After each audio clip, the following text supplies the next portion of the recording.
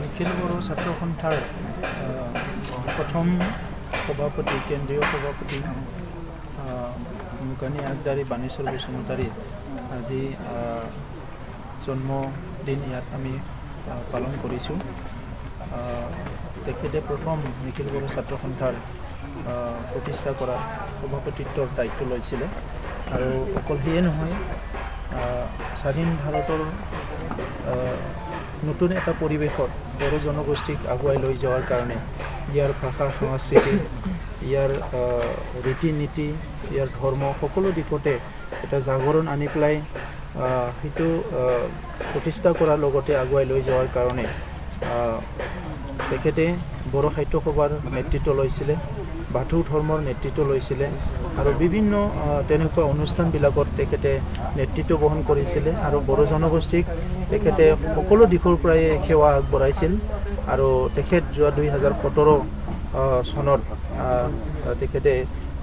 স্বৰ্গবাসী হয়। আজি প্ৰথম আমি তেখেতৰ জন্মদিন পালন কৰিছোঁ। এইটো অকল তেখেতৰ নিজৰ ঘৰত বা নিজৰ অঞ্চলত পালন কৰিছোঁ এইটো নহয়, ইয়াত আমি কেন্দ্ৰীয় কমিটি বাক্সা জিলা আৰু চিকে আঞ্চলিকৰ উদ্যোগত ইয়াত আমি পালন কৰিছোঁ। ইয়াৰ লগতে সমগ্ৰ অসমতে বিভিন্ন ডিষ্ট্ৰিক্টত বিভিন্ন আঞ্চলিকত সেইটো পালন কৰা হৈছে। আমি সেইটোৱে আশা কৰিছোঁ যে অনাগত দিনত তেখেতৰ যিটো অৱদান সেইটো আমি জীয়াই ৰাখিব পাৰিম। তেখেতৰ যিটো নীতি আদৰ্শ, যিটো উদ্দেশ্য আছিলে বড়ো জনগোষ্ঠীক লৈ পেলাই ইয়াৰ ভাষা সংস্কৃতিক আগুৱাই লৈ যোৱাৰ কাৰণে বা বিভিন্ন দিশবিলাক প্ৰিজাৰ্ভ কৰাৰ কাৰণে আৰু আগুৱাই লৈ যোৱাৰ কাৰণে যিবিলাক তেখেতৰ উদ্দেশ্য আছিলে সেইটো মানে অনাগত দিনত আমি সফল কৰিব পাৰিম বুলি আশা কৰিছোঁ। গতিকে পুনৰ মই এবাৰ আজি এই স্থানৰ পৰা তেখেতৰ আজি এই সমাধিস্থলৰ পৰা তেখেতৰ স্বৰ্গীয় আত্মা যাতে সদায় স্বৰ্গত শান্তিৰে থাকিব পাৰে ইয়াৰ কাৰণে ভগৱানৰ ওচৰত প্ৰাৰ্থনা কৰিছোঁ। কিন্তু তেওঁৰ এই আজি যিটো প্ৰথম মৃত্যুবাৰ্ষিকী জন্ম দিৱস হিচাপে পালন কৰিছে আপচৈ, এই মুহূৰ্তত আপোনালোকে কিবা তেওঁক মৰণোত্তৰভাৱে কিবা উপাধি প্ৰদান কৰিলে নেকি? অলৰেডি এইটো দিয়া হ'ল। বড়ো সাহিত্য সভা বাথৌ যিটো ধৰ্মীয় আমাৰ অনুষ্ঠান আছে বা নিখিল বড়ো ছাত্ৰ সন্থা সকলোৱেও মানে একত্ৰিত হৈ পেলাই তেখেতক মুকানী আগদাৰী এটা উপাধি দিয়া হৈছে। এই উপাধিটো তেখেতৰ কাৰণে এটা সঠিক উপাধি বুলি আমি চবেই একচেপ্ট কৰিছোঁ। কাৰণ তেখেতে সকলো যিটো জাতীয় সংগঠন আছে সেই জাতীয় সংগঠনত এটা মানে সময়ৰ কাৰণে তেখেতে নেতৃত্ব বহন কৰিছিলে। গতিকে আজি সেই উপাধি যিটো দিয়া হৈছে, যিটো টাইটেল তেখেতক দিয়া হৈছে, সেইটো এটা সঠিক টাইটেল আৰু সেই টাইটেলেৰে নামকৰণ কৰিবলৈ পাই আমি সকলো আনন্দিত হৈছোঁ। আমাক এটা প্ৰশ্ন এই মানে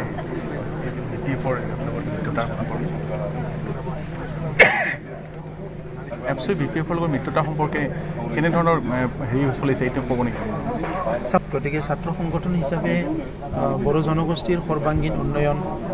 বড়ো জনগোষ্ঠীৰ ৰক্ষণাবেক্ষণৰ কথাটো আমি সদায় চিন্তা কৰোঁ আৰু ইয়াৰ লগতে ইণ্টাৰনেল আৰু এক্সটাৰ্নেল যিটো পৰিৱেশ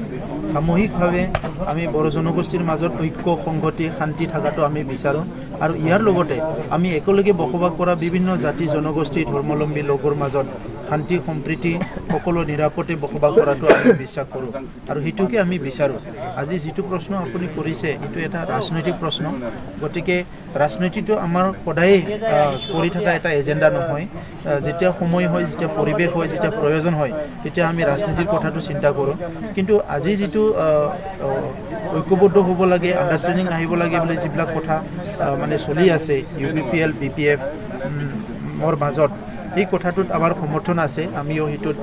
আগভাগ লৈছিলোঁ যে বড়ো জনগোষ্ঠীৰ মাজত যদি একত্ৰিত হয় সেইটো সকলো মানে ৱেলকাম কৰে, সকলো বিচাৰে। কাৰণ যোৱা 30-40টা বছৰত সংগ্ৰামৰ নামত বড়ো জনগোষ্ঠীৰ বিভিন্ন সংগঠনৰ মাজত ভেদাভেদ সৃষ্টি হৈ পেলাই যিবিলাক সংঘাত হৈছে ইয়াত বড়ো জনগোষ্ঠীয়ে বহুত এটা ক্ষতি হৈছে। সেই ক্ষতিটো আমি কেতিয়াও পূৰণ কৰিব নোৱাৰোঁ। বহুত নেতৃত্ব স্থানীয় লোক আমাৰ হেৰাই যাব লগা হৈছে। তো এনেকুৱা এটা কনফ্লিক্ট আমি পুনৰ নিবিচাৰোঁ আৰু সেইকাৰণে যে আজি নহয় কালি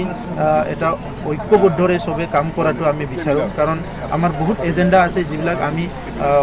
আজিলৈকে কৰিব পৰা নাই শিক্ষাৰ দিশতে হওক অৰ্থনীতিৰ দিশতে হওক সামাজিক দিশতে হওক ভাষা সংস্কৃতিৰ দিশতে হওক বহুত আমাৰ কাম আছে যি কামবিলাক আমি আজিলৈকে কৰি পেলাই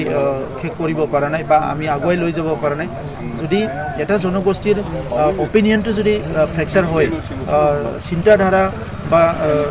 নেতৃস্থানৰ যিটো ব্যক্তিসকল আছে তেখেতসকলৰ যদি চিন্তাধাৰাৰ মাজত যদি সদায় এটা বিভেদ থাকে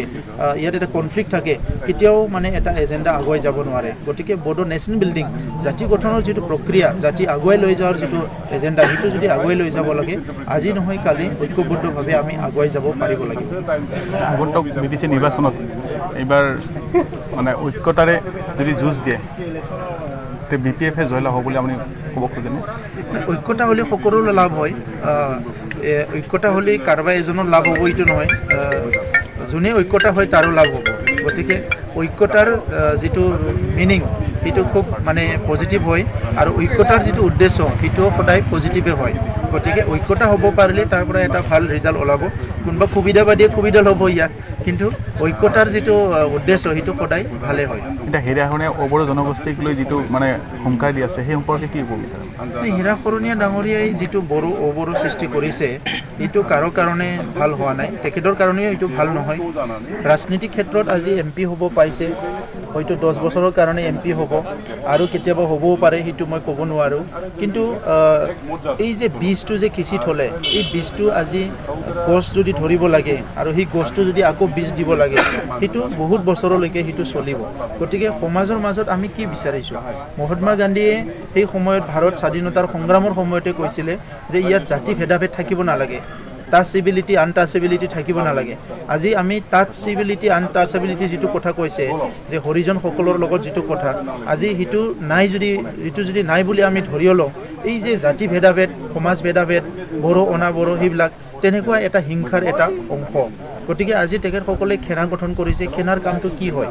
সেনা শান্তি প্ৰতিষ্ঠা কৰিব পাৰিব জানো তেখেতসকলে যেনেকৈ কৈছে যে মহাত্মা গান্ধীৰ আদৰ্শৰে তেখেতসকলে মানে শান্তি প্ৰতিষ্ঠা কৰিব